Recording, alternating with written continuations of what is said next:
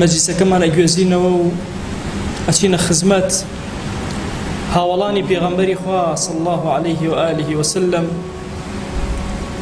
کە نوعمانی کوڕی بەشیر بۆمان ئەگێڕێتەوە.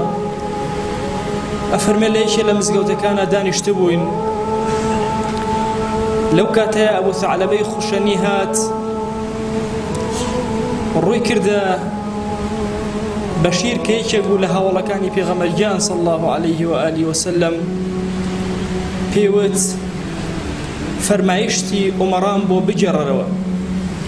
حودەیفە صاحبی سری پێغەمبەرگیان صلی الله عليه وآله وسلم لە مەجلیسەکە بوو، فەرمووی واللهی لەو خوتبەیە من ئامادە بووم چۆن لە زمانی پێغەمبەرگیان صلی الله عليه وآله وسلم دەرچوو ئاوا لەبەرم کردو بۆتان ئەگێڕمەوە. ئەفەرمێ هەموو بێدەنگ بوون.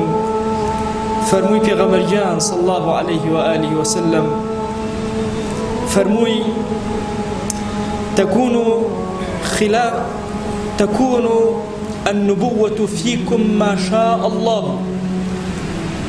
پێغەمبەرایەتی و بوونی محەممەد المصطفى عليه الصلاة والسلام لەناو ئێوە چەندێ خوا بێوێ بڕعکات و ئەمێنێتەوە. ئەگەر خوا ئێرادەی هەبوو لای ببە لای ئەبات. لە دوای ئەو ثم تكون خلافة على منهاج النبوة، ئەم ئومەتە خلافەتێکی ڕاشیدەی بۆیە لە دوای پێغەمبەر عليه الصلاة والسلام. ئەم خلافەیەکە لەسەر منهەجی پێغەمبەر صلی الله عليه وآله وسلم ئەڕوات.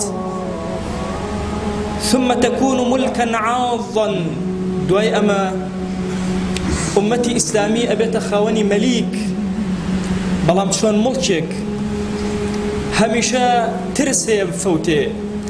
عاض بە معنای ئەوەی کە کەسێک تند قەپی پیا بکە، کە ئەنەما بە زۆر لە چنگیان ڕائەکێشن و ئەوانیش بەدان تند قەپ ئەگرن بە ئیمارەت و گەورەیە. دەوڵەتی ئومەوی و عەباسی و عوسمانی هەرسێکیان مەلیکی بوون.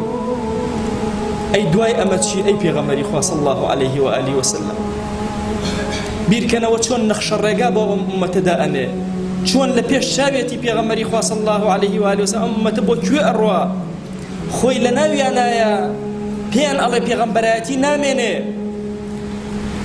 ئیشارەتیان بۆ ئەکا خولەفای ڕاشیدین لە پشتمەوە دێن و لەسەر منهاجی نبووەت ئەڕۆن. دواتر باسی 1000 ساڵی حکمیان بۆ ئەکا کە ئەم ئومەتە لەسەر پێکانی وەستاوە حکمەکە، حکمێکی مەلیکایەتی لە زەمانی ئومەوی و عەباسی و عوسمانیە. دوای ئەمە ئەفەرمێ ثم تكون ملكا جبريا،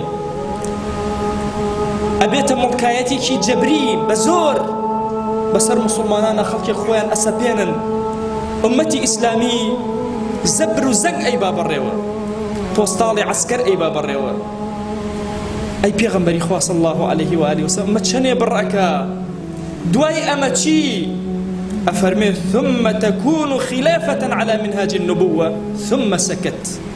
فەرمووی لە دوای ئەمە خلافەت لەسەر منهاجی پێغەمبەران عليهم الصلاة والسلام ئەگەڕێتەوە بۆ ئەم ئومەتە.